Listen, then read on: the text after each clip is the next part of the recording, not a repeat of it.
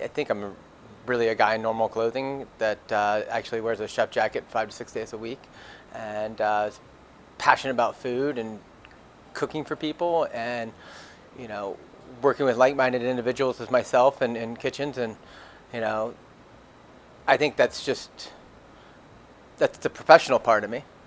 But on the other side, I'm also a father and a husband, and uh, very passionate about, as we were talking earlier, fishing, tarpon in general. But I love Florida, and this is my home.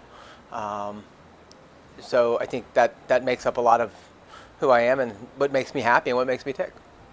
I really didn't like school so much, so college wasn't really doing so much for me. But I always knew that if I cooked, I could always feed myself. I liked restaurants, and I liked working in restaurants. And once I got into the cooking via being inducted into introduced into wine and the tasting and the nuances, I started exploring with food, and that really drew me in, and that's where I really kind of set my compass bearing on cooking and learning the techniques and the craft, and going forward with that and making a career out of it. I have two parts to that. I don't like to look at cooking as an art. I think it's more of a craft. And I think you can have artistic and expressions through it, but I think most importantly you need to have the foundation and the techniques of a craftsman. And then the other part to it is to be, you need to have that, but you also have to be very much a psychiatrist and being a leader, and to know how to lead your team and speak with them, get them motivated, set the game plan, articulate the vision, and get everybody to act upon it, and keep it on a nightly basis of producing high quality food that you're very happy and proud of.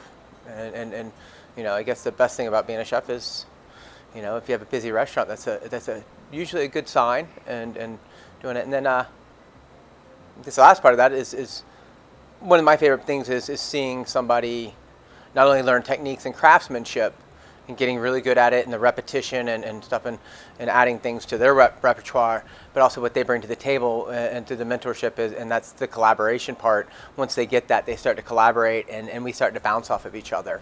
And that's to me, that's probably the funnest, most rewarding, is to see other people coming into their own. Getting into the French Laundry would be one of them. And then it got printed in the book at the end. My mom got us into dinner there when we were taking a tour, and I knew I was very interested in the restaurant. It was just starting the up and coming, and then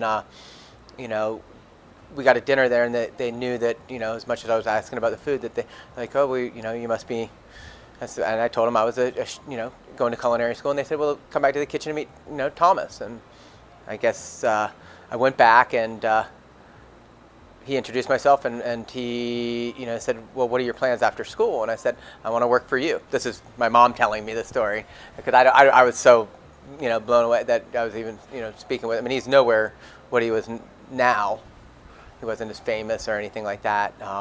He was extremely approachable, and he's just like, send me your resume. And then within 6 months I was working there, but Michael Ruhlman, the guy who wrote the French Laundry cookbook with him, came into me, and he came in and goes, I know you from somewhere, I know you. And then he came back to me about 15 minutes. He goes, oh, you're the guy he goes, your story's in the book. And it's in the very back of the book. The father or the mother's son, goes in, and it's like a watchmaker shop, and that was me. So I think that was to have experienced that with my mom, that was really, really cool.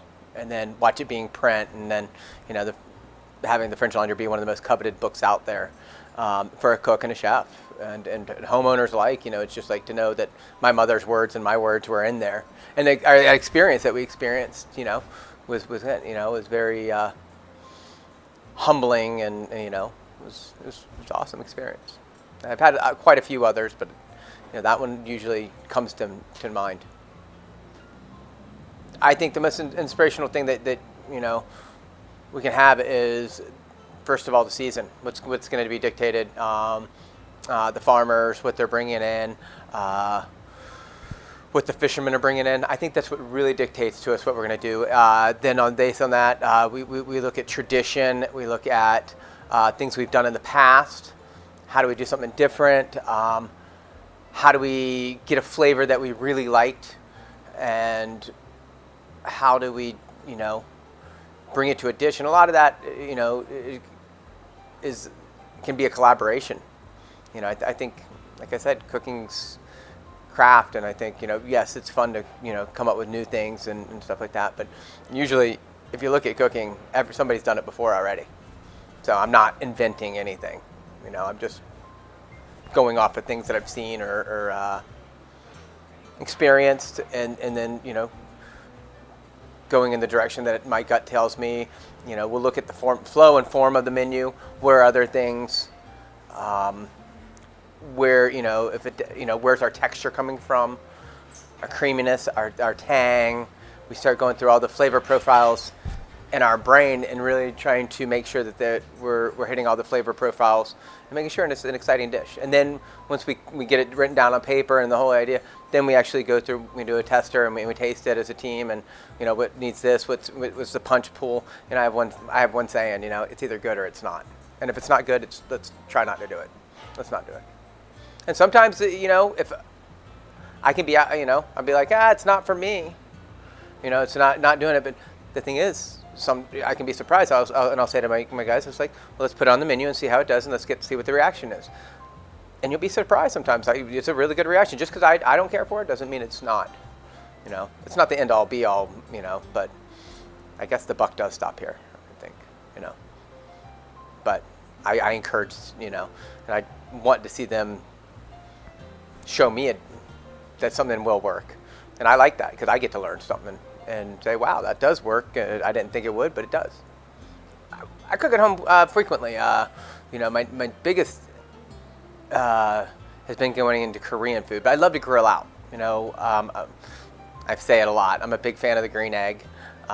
We have an outdoor kitchen, and I built one into the outdoor kitchen. I like to cook outdoors a lot when I'm home. Do I make elaborate meals? No. Do I? No. Sometimes I'll grab some ingredients from the restaurant, but having Prato right down the street, it's a pizza and pasta restaurant, so that's usually filled up. We're not eating pasta or pizza, so it's usually simply grilled, clean food. My wife makes amazing tacos, and I kind of help out, make a salsa here and do something like that, and or make the guacamole or whatever, and then I think that steak, and we're always. I use that time because I love vegetables a lot. Is different flavorings and preparations of vegetables. How can I, come up with a new set or side dish for the menus? What just by going to the store and being like, well, I never really use that a lot. Let me try something new with that, and then go from there. I challenge myself a little bit more to see because I think the green egg makes everything delicious. I think Luma is very new American, and just there's a little bit more flow with the menu as far as freedom. Prado, we definitely really always want to have some kind of nod or recognition of an Italian essence in each of the dishes, and a flow based on the vegetables or whatever we have, and things like that. So, but both restaurants are definitely seasonally directed and ingredient driven. We may have a core menu, but at least 25 to 50% of it is changing on what's changing in the season. So, Prado probably has more of a core menu, but Luma's menu it can change a lot. So, which you may see in the summertime, you won't see it in the wintertime here. As a restaurant company, we're definitely having a desire to grow, and we have things on the horizon of growth, and we like to make sure that our employees are growing with us. So, it's just not Brandon growing or Luma growing, but it's the individuals that work behind the scenes that are growing as well. And so there are things, and it's going to be exciting. I look forward. It's a very nerve-wracking thing going off and just being like, okay, well, this consumes a lot of my time. Now I'm not going to have as much time, but it allows people to grow and say, okay, push them out of that role and let me step in. And that's them to step in and grow more, and hopefully by the time they leave us, if they do, hopefully they don't, they're ready to run their own kitchens or restaurants. I'm Chef Brandon McGlamery, and I'd love to see you at either Prado or Lumont Park.